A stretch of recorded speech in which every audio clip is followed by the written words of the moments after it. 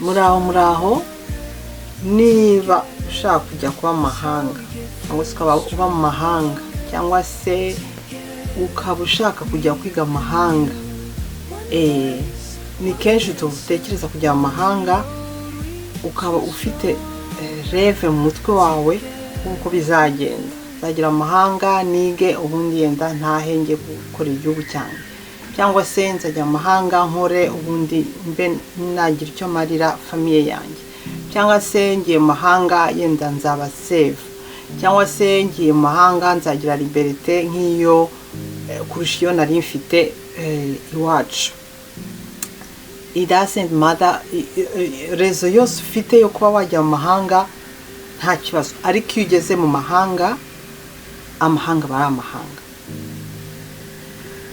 Karibu kuri channel yitwa Auntie Sonia, ndi tante wawe. I am your auntie.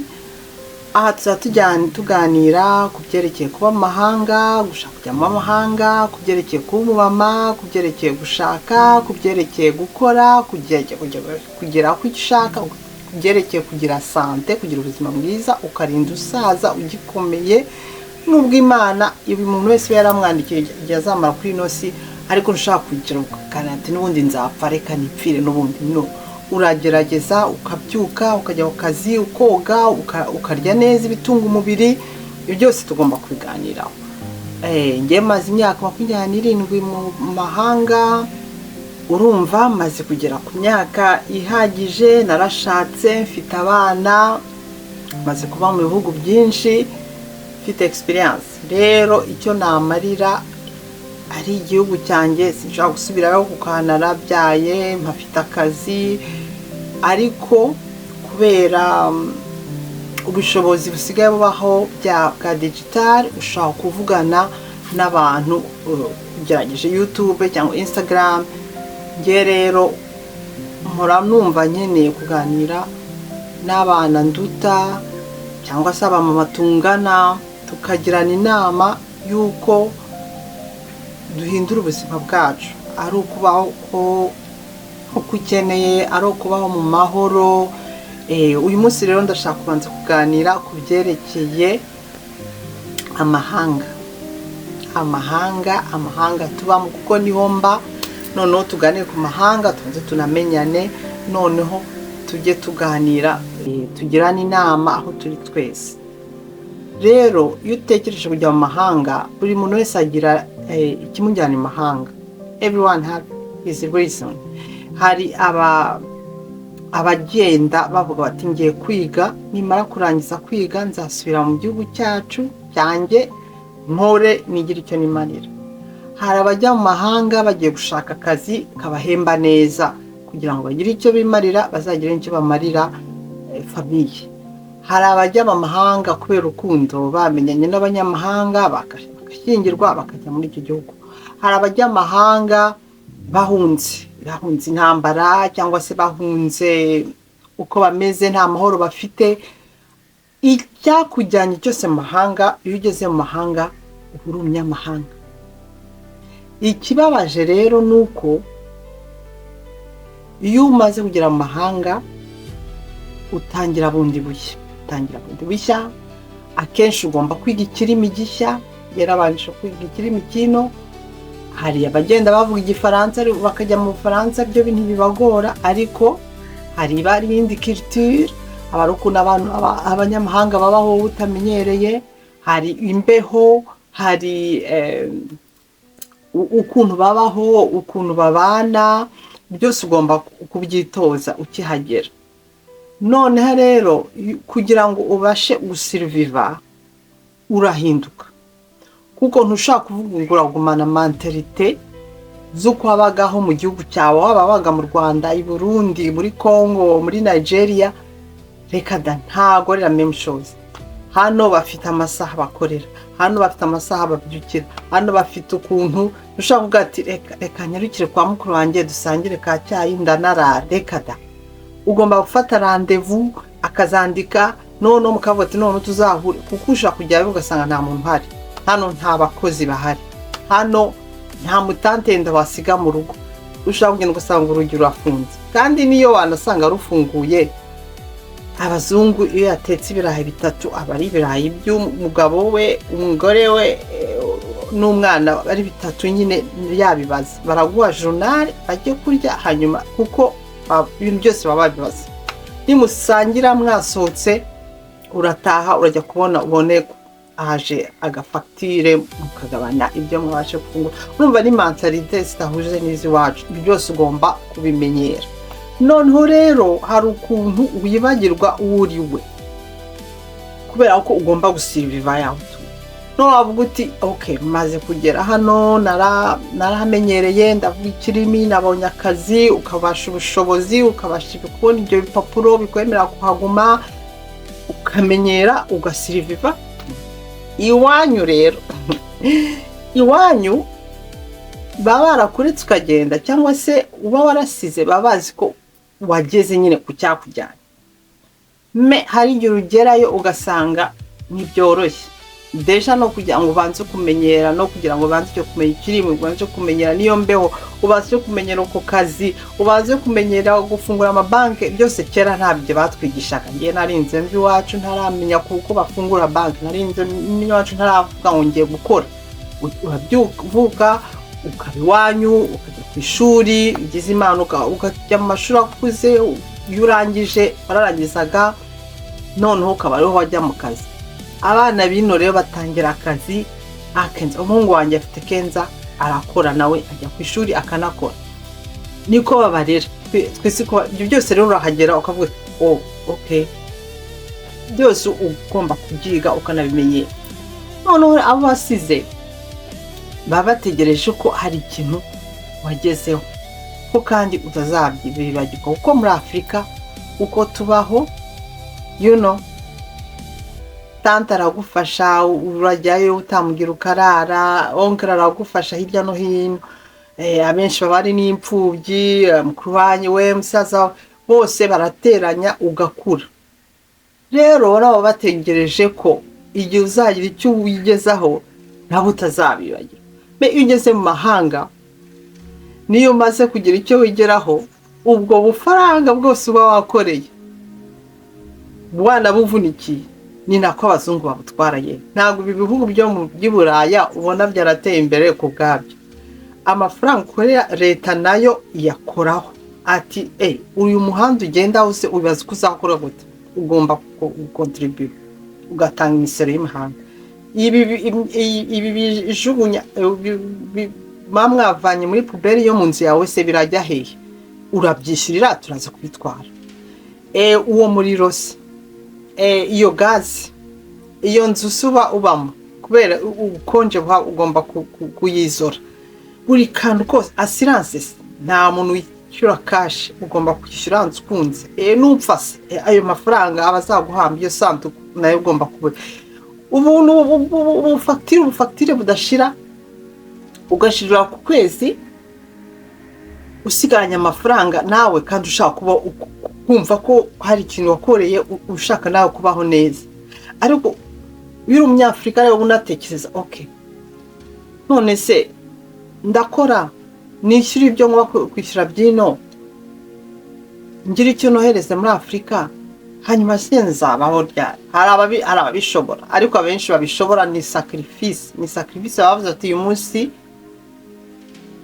ziranete shaka, cyangwa se iri hameta shaka, ibyaba abagore n'abagabo nahora yifuza ku isi kugira ngo wumve ko biguhaye kwishima, ukavuga ati uyu munsi ntawo mbikora kwa hari ikibazo gihari, hari umuntu wagiye mu bitaro, hari wagize, ugomba gukontribute. Hari igihe bikunanira bikakugora rero. Noneho rero waba uri umunyahanga, ntabwo ushaka no kugira umubwira mu mahanga, uko abazungu barimenya. Ava iwabo akamenya uwo babana, umwana we ntavuga ngo arita ku babyeyi be cyangwa arita ku bavandimwe be. Amafaranga yakoreye ni kusiriva kwe, ntushaka kumubwira uti twebwe turafashanya, reka ntibikunda. Kuko baba bumva ko kuri bo ntibishoboka, kuko batekereza ati ayo nakore yose arabariye, ariko twebwe ayo twakore yose arabariye, ariko ugomba no gutekereza naho wavuye. ibyo rero bituma abanyamahanga niyo bagize icyo bageraho bahorana imitima iri hagati, arashaka kuresisa yaho ageze akanabayere, ariko arashaka no gukomeza akaba aho yavuye, akaba umunyarwanda kazi, umunyarwanda unatekereza yaho yavuye. Rero it's difficult, biragoye, I'm telling you. Niko ubuzima bumeze. None wavuga uti umaze kugira icyo ugeraho, ukavuga uti reka njye muri vacances, ukajya muri vacances ugasanga mentality zawe zarahindutse, abo wasize barakomeje ubuzima bwabo, ariko ubuzima bwabo bwaho baba wowe wagiye warahindutse paraporo y'ubuzima bwaho uba, ukagenda ugasubira mu Rwanda cyangwa muri Nigeria cyangwa Burundi ugasanga ntimugihuje mentality. Barakererwa bikakurakaza, mwavugana gahunda zitakunda bigakora, kubera iki? Ufite mentality za stress, ya mentality wagize Buraya urashaka no kujyana mu Rwanda, kandi siko bakora. Ugasanga rero ntukiri umunyarwanda wuzuye urebye ukuntu umeze, waba uri ni Buraya n'abazungu ntibakwemera uri uwabo. Urumva uguma entre les cultures, n'umunyarwanda n'umuzungu entre, ugashaka gushimisha aho uba, ugashaka no gushimisha aho wavuye, byose uhora ucangamitse. Rero iyo uvuze uti okay, umutwe wanyu uruzuye, je vais me concentrer, uhora utekereza ko hari icyo utakoreye aha, wasubira ahangaha hari ibipfa. Ntabwo ushaka kuvuga uti ndibagirwa iyi facture kugira ngo mbashe gufasha aho navuye, ahangaha ugira ikibazo. Wavuga uti ndizi facture ndirengagiza aho navuye, naho ukagira ikibazo. Bikagusaba rero kugira aho kujonga, ukavuga uti ukicaho ndakora iki. Nicyo kibazo cy'abanyamahanga baba mu mahanga. Ugomba kuba mahanga nyine ukaresisa ugahinduka gato, kuko ntibyakunda ujyanye mentality zaho uvuye. Ugomba no kumenya ko nta nari muzamunyamahanga wuzuye uhinduke umuntu waho wagiye, kereka wahavukiye. Metis nyine bahora entre, natwe niko duhora entre deux mondes. Okay, mebye byose ni ubuzima. Ahantu hose ugiye, waba usukumye mu Rwanda waba mu mahanga, ubuzima bwose you have to adapt. Ugomba kwiyadapta, none ukicara ugashyira mu bwenge buzima, kandi ukabwiza ukuri yabo wasize uko ubuzima bumeze.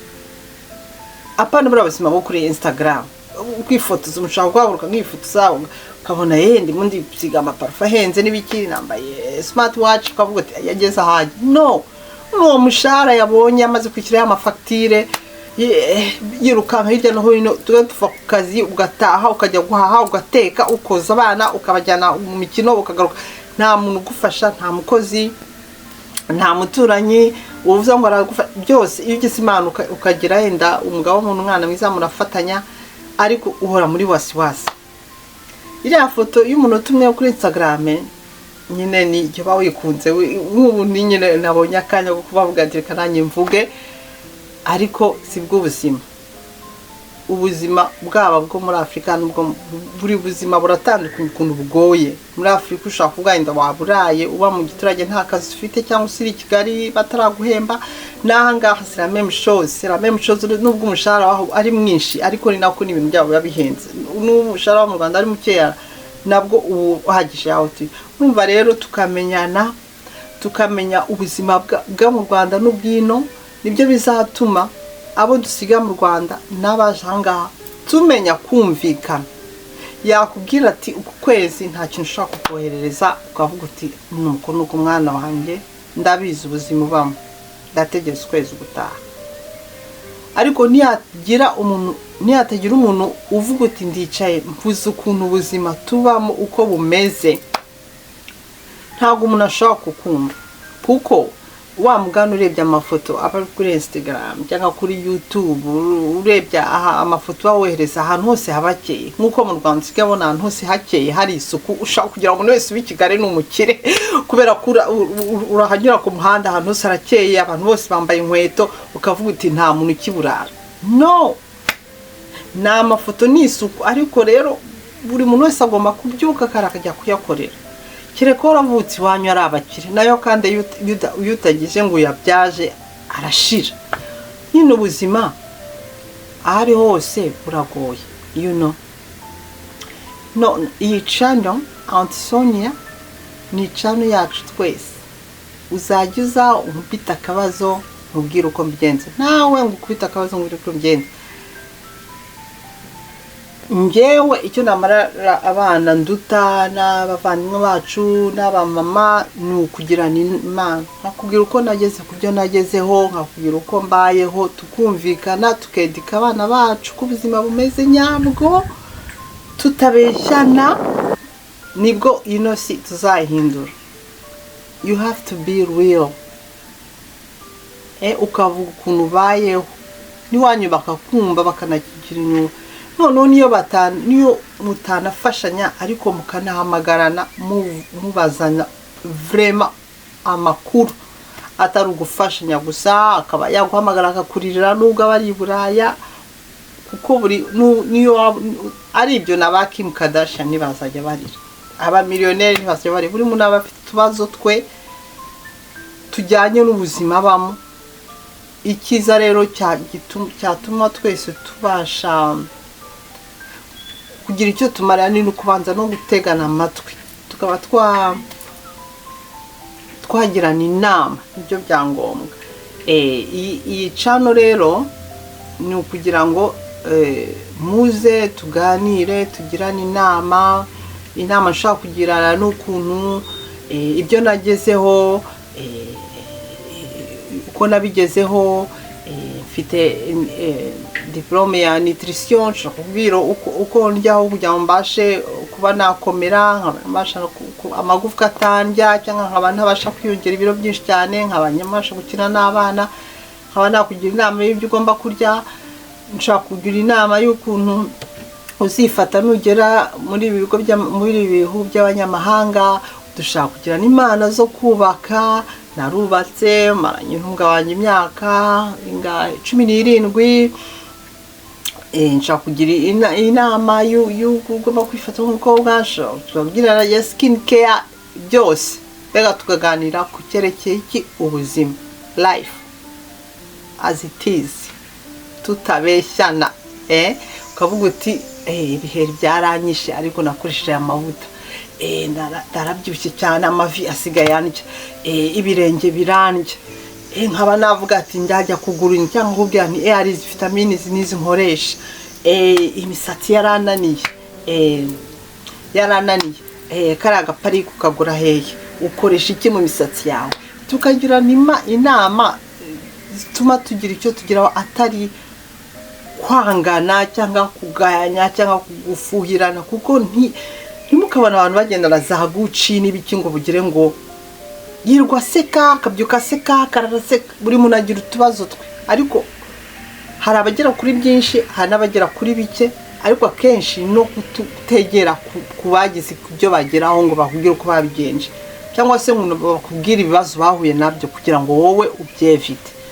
Reka rero no kuvuga igihe kirekire, ubutaha nizere kuzagaruka nsigira ikibazo, comment niba ubikunda, niba ukeneye kuvuga kuri izo sije, ngira mu kihe kirimi, mvuga Igifaransa, mvuga Icyongereza, nubwo nabivuga neza nk'Ikinyarwanda, ariko muri byose nshaka ku-exprima, Ikirundi, Igiswahili, ikintu cyose, ikibazo cyose uzajya wumva ushaka kugiformira mu kirimi ushaka, nzajya mu gisubizo. Nabonye mu Rwanda abantu bose bavanga indimi kandi bakumvikana. Okay, nzakubona ikindi gihe, garuka iyaboneshe, ni gratuit, ntacyo wishyura, ni ukugira ngo umenye ko hari abantu baza ngo tuganire. Okay, nawe utaha, Imana ibarinde, mukomere kandi.